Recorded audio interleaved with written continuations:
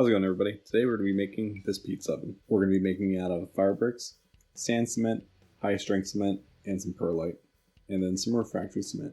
Unfortunately, I did buy a galvanized sheet metal, which if you heat up galvanized metal and it gets hot enough, the zinc coating, I think it's zinc, will flake off and it'll go on your pizza and whatnot. You don't really want that. Also, it gives off toxic fumes, which isn't fun as well. But we have a wooden door, refractory cement on top of it. It did its job. It's a temporary door, nothing permanent.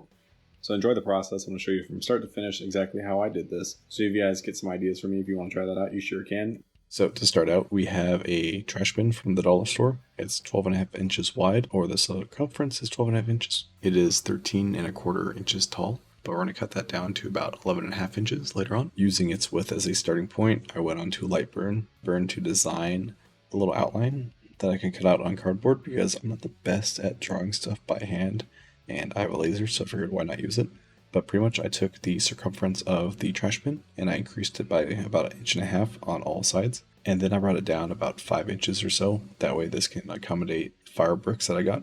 Now you definitely don't need a laser to do this. You can definitely do this if you have a protractor and a ruler and a pencil and a very steady hand. Unfortunately, I only have a pencil and not that steady of a hand, but I'm just lining everything up, making sure that it actually fits with what I measured. And unfortunately it did not. I had to make it a little bit bigger because I went from 5 inches down to 7 inches. That's to accommodate the fire bricks and give them a little breathing room. 6 mark right there. As long as we hold that there, we're good. You good over there? Alright. Yes. So in order to explain this properly, I'm taking about 1.5 inches off at the top to make a new top with the old top that I'm cutting off, and using a lot of tape to hold it in place and some hot glue. So that's what I'm doing right now.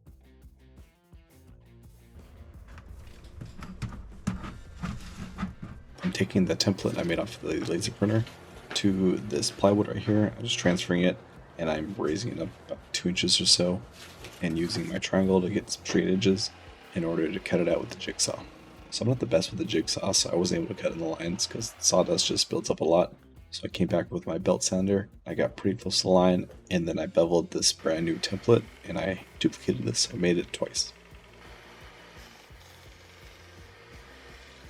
That's going to be the bottom layer.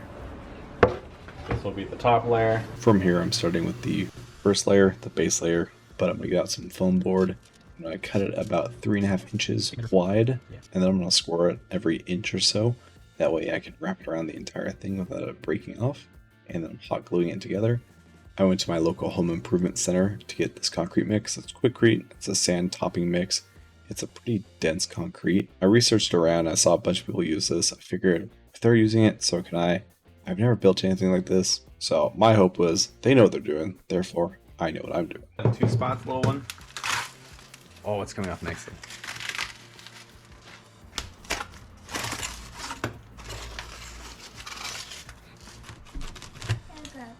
Thank you. No, you hold it. You have it.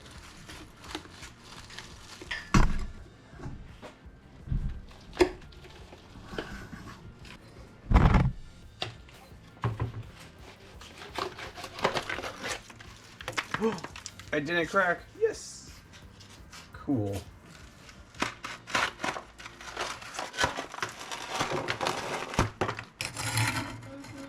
That's right.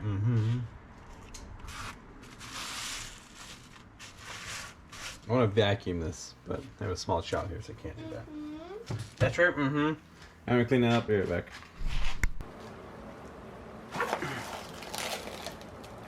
Oh no. So after letting the slab cure for 2 days, well, it's almost dry. It's not completely dry, but it's dry enough so I can start working on it. I have this refractory cement that needs to be heated up in order to be cured. I think it's like 500 degrees or so for a couple hours just to properly cure it. From what I've researched with this refractory cement, you can use it as a binding agent or just build upon it, or I've even seen some people use this in place of fire bricks. So if you look at the form, you can see that there's a void back there. This is what the refractory cement is for, because I didn't want to cut up a fire brick. Alright, I put some saran wrap down just to make sure that this stuff fits properly. It doesn't get all sticky.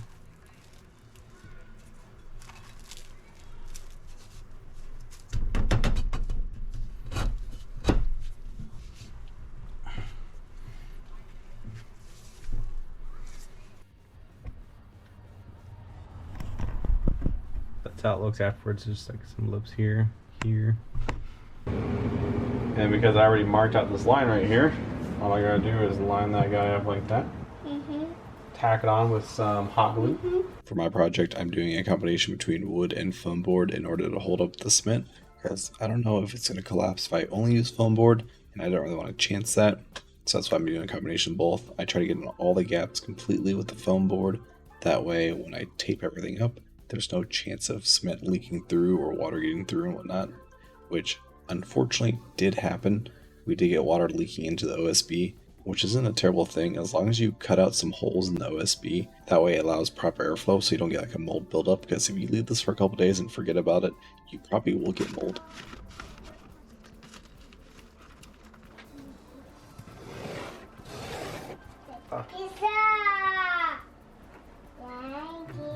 You're welcome. I made up a batch of concrete with high strength concrete and some perlite.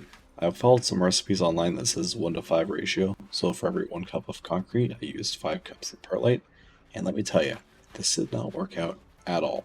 I don't recommend that at all.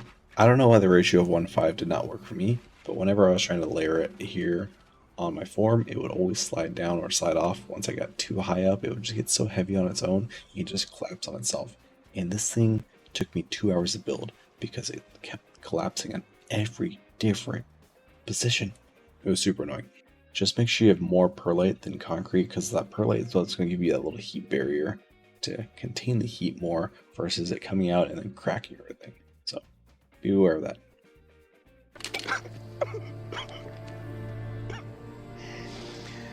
Oh no, no,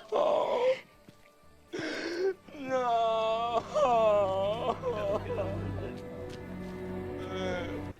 In order to apply it with my hand, I did water down the concrete mix, and it made it way easier. It went by so much faster doing it this way. By using a slightly damp sponge, I was able to smooth out all the grooves on this and make it look pretty uniform and about the same shape. It kind of made it look like I knew what I was doing. Alright, so we gotta take it all apart now. This still spins.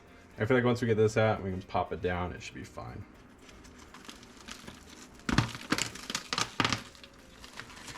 That's pretty easy.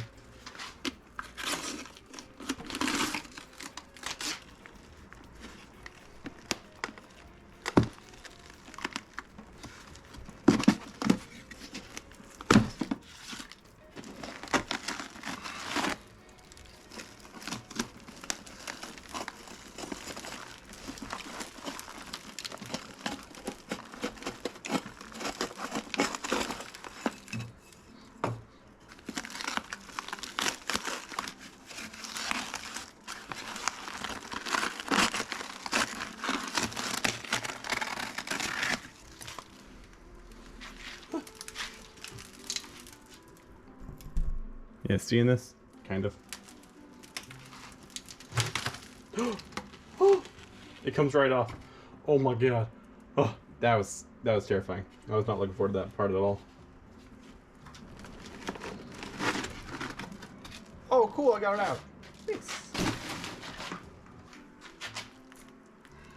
Oh, that's way easier. Should have done this from the beginning.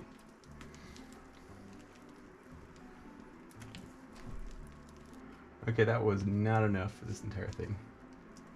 It puts the lotion on its skin, or else it gets the hose again. What do I do? What do I do? Panic. Panic. Nail gun. Whatever gun this is, we're using you. This is fun. If you guys do like this content, please subscribe. It does help me out. I want to try to make this into my full-time job. Because I feel like this, I like making stuff, you know? This is really hard to do with the camera in the way. I don't know how people do it.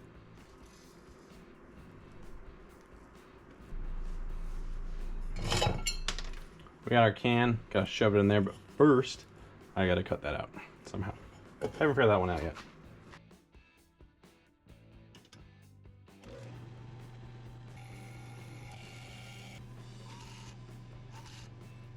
Here I'm using the refractory cement like mortar, that way I can bond these two pieces together. Again, I don't know if you're supposed to do it like this. Never done it. I just want to try it out. So I'll experiment. And then we'll get the top roof thing on. We'll be good to go. I think when I pick this up to put it on the pizza there, it's gonna just go, it's gonna break. But we're gonna hope for the best, and we're gonna hope that doesn't happen.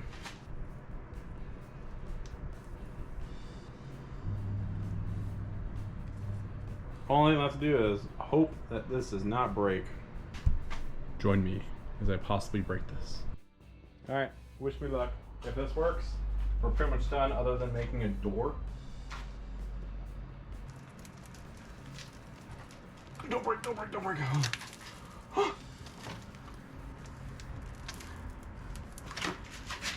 Okay. Oh, that could have been bad.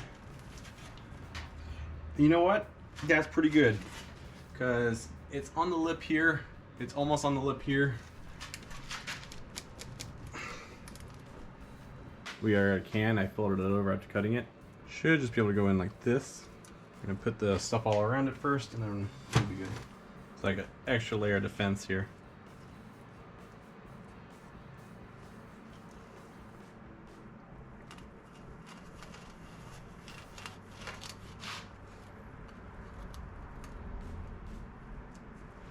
Cool.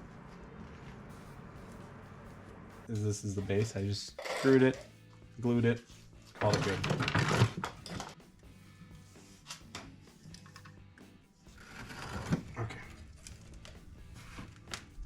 Oh, it's very heavy.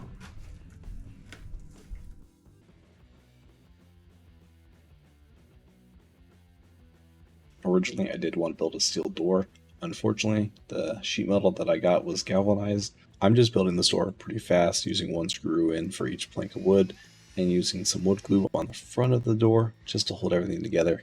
I'm not putting anything on the back side except for refractory cement, and that's just to keep the heat away from the wood as long as possible. But this should be good enough so I can bake 1 or 2 pizzas just to try out the pizza. So I'm filling this in right here to make it more tight. Might do here as well. That's pretty good there.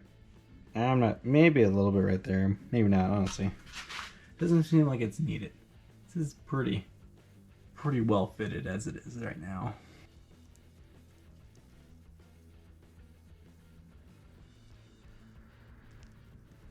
Nothing said I couldn't do that. I don't think anyone's tried that.